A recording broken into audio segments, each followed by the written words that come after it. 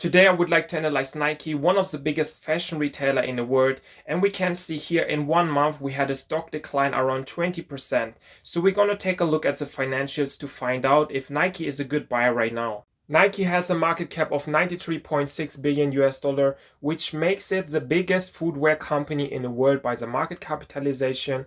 We also have a dividend yield of around 2.53%, which we can see here did grow in a good rate in the last 5 years. The first thing we're looking for is revenue growth in the last 5 years. We want to invest in a growing business and not a declining business. So we can see here in 2020, the revenue was around 37.4 billion US dollar. This was a 4% decline from 2019. So this was related because of COVID. Then we had the 19% increase in 2021, then around 5% increase in 2022, around 9.6% increase in 2023, and then 0.3% in 2024. And now we're expecting in 2025 around 7% decline. So what we can say overall in the last 5 years, we still had a good revenue growth, I would say. So it's a check here. But we also need to consider if the revenue keeps declining in the next years. This is something we really don't like to see. So we need to think if this company still has a good future. And I think this is related to the popularity of the brand, of their products, how many shoes they can sell. So this is a good question we need to ask ourselves. The next thing we're looking for is free cash flow growth in the last 5 years, a very important number because it can be used to pay the dividend, to pay the stock buybacks, to invest in the business, and also to pay back the debt. So we want to see that grow, and we can see here in 2020 the free cash flow was around 1.4 billion US dollar. This was a 70% decline from 2019, so this was again related to COVID. Then we had a strong increase in 2021, around 320%. Then we had a 25% decline in 2022, then the 10% increase in 2023, and then the 35% increase in 2024. So overall, this is looking really good. We can see we have a free cash flow growth in the last 5 years, so it's a check here. The next thing we're looking for is a free cash flow yield over 4%. So this can also tell us about the valuation of this company. If the free cash flow yield is under 4%, it can indicate an overvaluation. So what we're going to do now, we're going to take the free cash flow from 2024, so the 6.62 billion US dollar. Then we're going to divide it with the current market capitalization, 93.6. And then we're going to get the free cash flow yield. So the number we get is around 7.07%. So this is a great number actually. It's over 4% and indicates the undervaluation right now. So it's a check here. So this free cash flow yield looking great right now, but I think we should also make some assumptions for the future. We should take a look here how much they can make in the next years, and we can see here the expected free cash flow for 2025 would be around 3.2 billion US dollar, in 2026 around 3.3 billion US dollar, and in 2027 around 4 billion US dollar. So I think we should take the number from 2027, so around 4 billion US dollar. Then we're going to take this number right now, and then we're going to divide it with the current market capitalization, around 93.6 billion US dollar.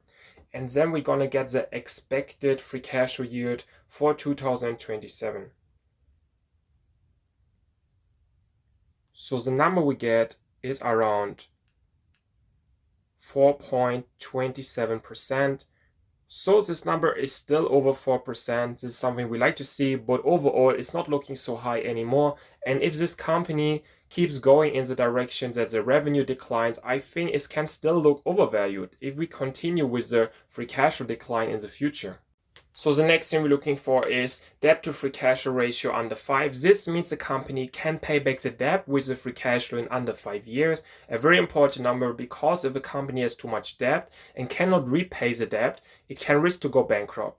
So what we're going to do now, we're going to take the long-term debt, around 7.9 billion US dollar.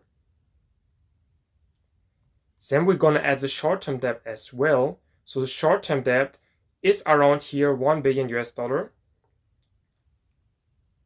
Then we're going to divide it with the current free cash flow, but actually I think it makes more sense to use the number from 2027. So let's use the number 4 billion US dollar.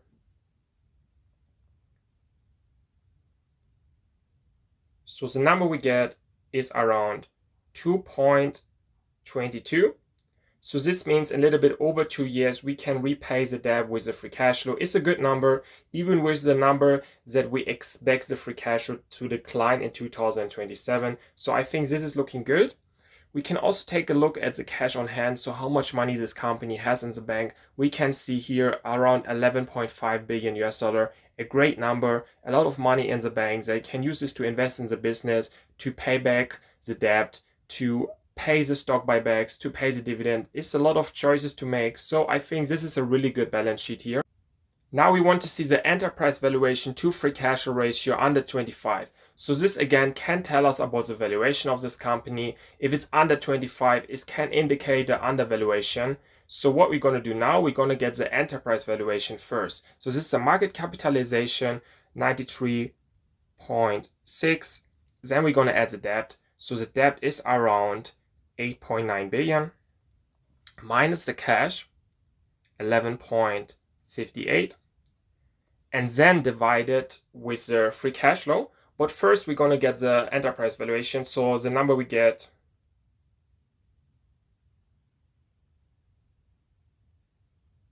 is around 90.92 billion US dollar.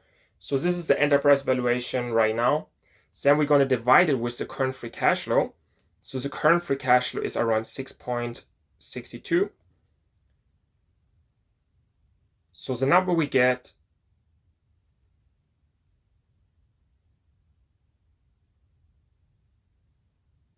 is around 13.73. This is a great number. It's a really indication for undervaluation right now. But again, we should use the number for 2027. Again, we should use the 4 billion US dollars. This is expected. So then we get a different number. So the number we get is around 22.73. This is still under 25. So let's check here. And I think this company the valuation looks okay right now. It's not look extremely undervalued if we can consider that the free cash flow will decline in the future. The next thing we're looking for is shares outstanding decrease. This means the company buys back their own shares. We like to see that, especially we think the company is undervalued.